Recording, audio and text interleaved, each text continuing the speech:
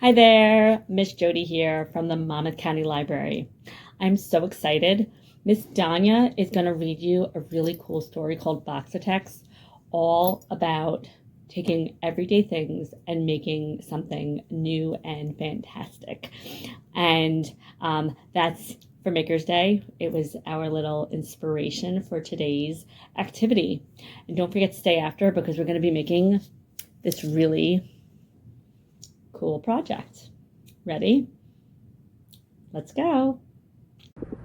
Hi everyone, it's Miss Danya here. Today we're going to be reading Boxitects by Kim Smith, published by Houghton Mifflin.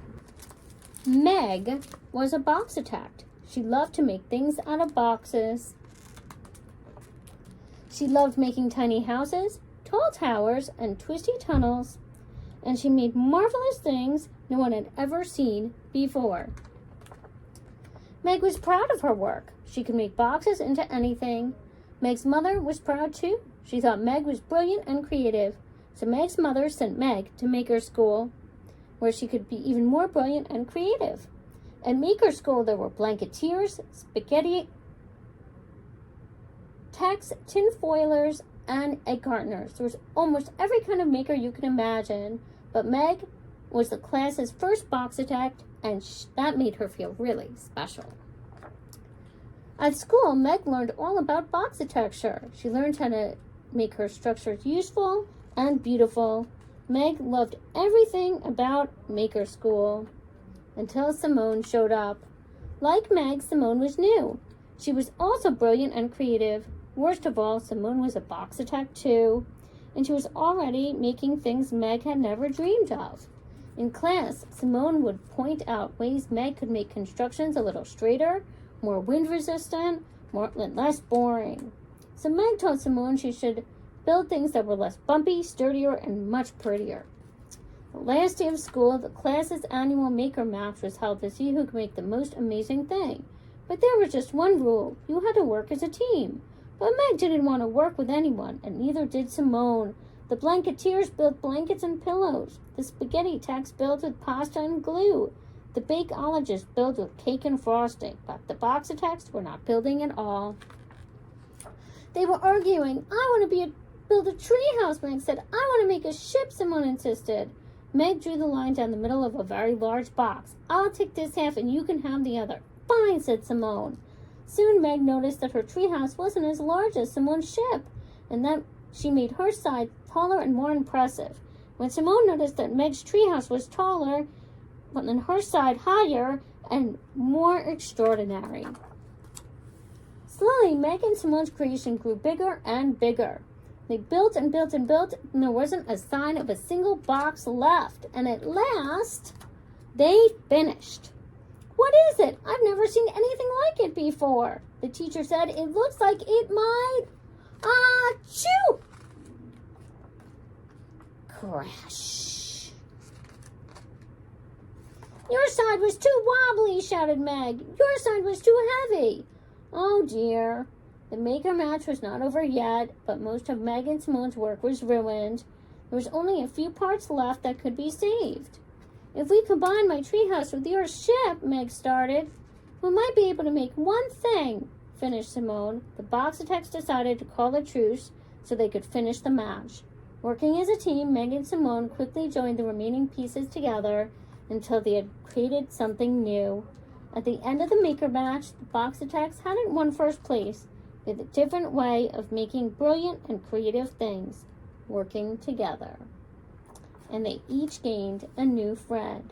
What should we make next? How about a buoyant bungalow or a motorcycle mansion? The end.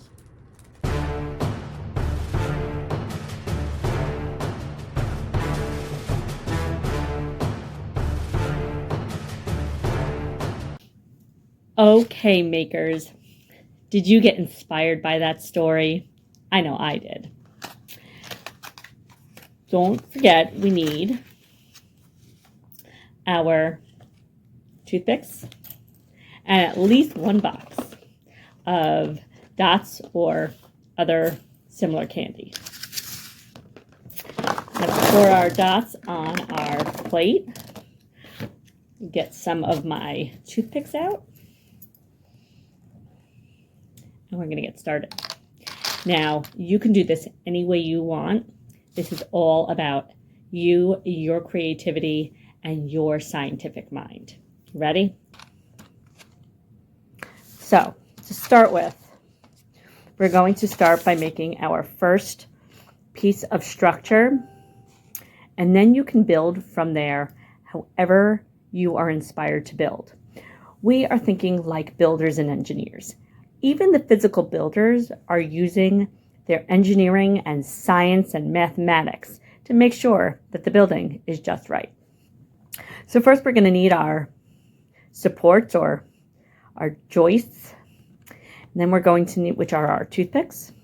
And then we're going to need our candies for our supports or our connectors.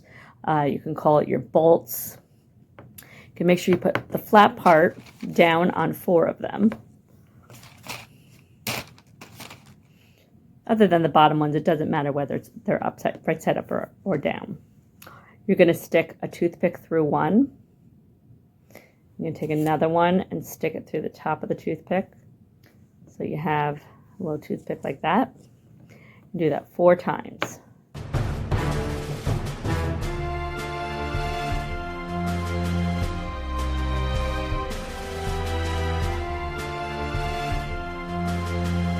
And there we go. And you're going to take your toothpick and you're going to do sort of like a ceiling and a floor to connect all of your corners. So there's one.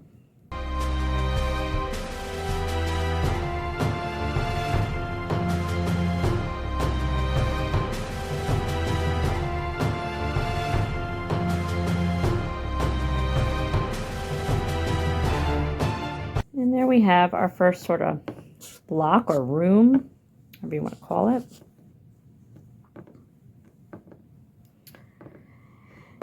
And then you're going to take it and you're going to add another room. Now you already have one of your sides or walls.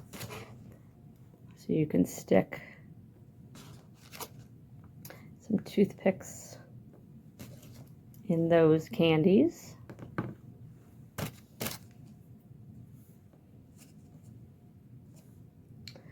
And then add candies to the other side.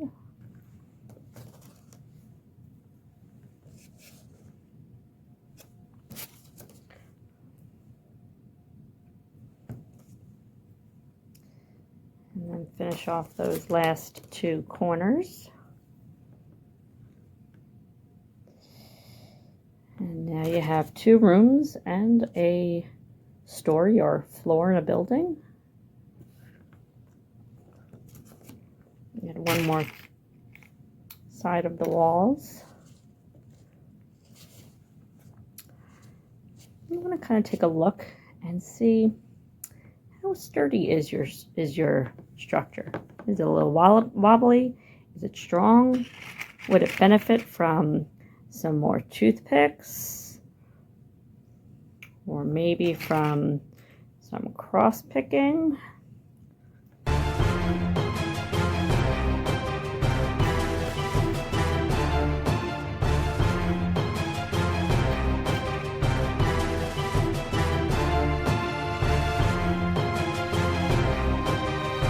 Really, this is your project and totally up to you. Try some different things. You're going to go wider, you're going to go taller. You're going to see how big you can make this and how comfortable you are with how sturdy and the different angles, the different shapes. Does it help to use some triangles in there, because triangles have slightly stronger angles than squares? Do you want to add multiple toothpicks to make them stronger? Do you want to add more candies? Put it at an angle on the candy? your building, your structure, and see what you can do. So here I go. How good do you think I'm going to go?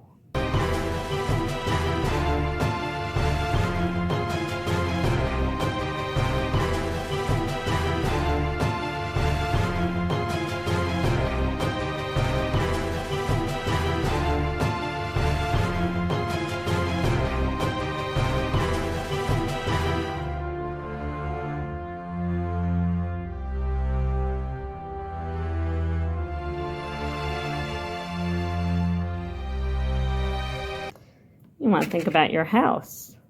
How is your roof or your attic shaped? Do you have a basement? Do you have a floor and a ceiling with space in between? Does that make it stronger or does that make it weaker?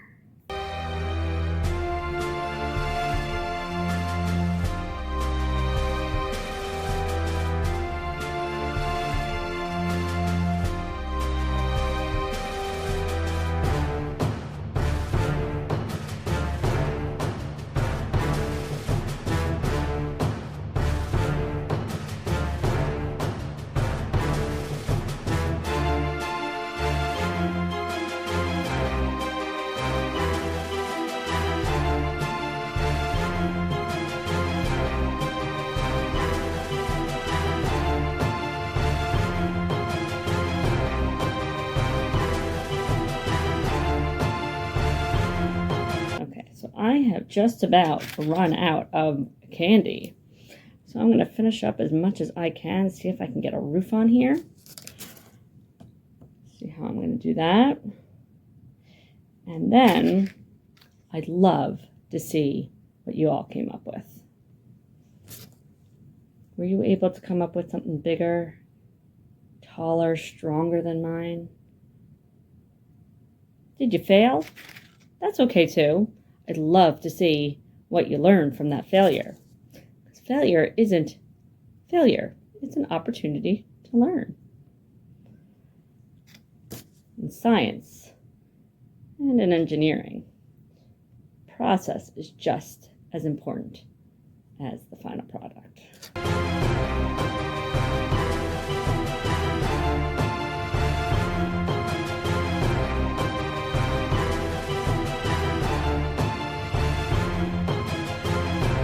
Wowza.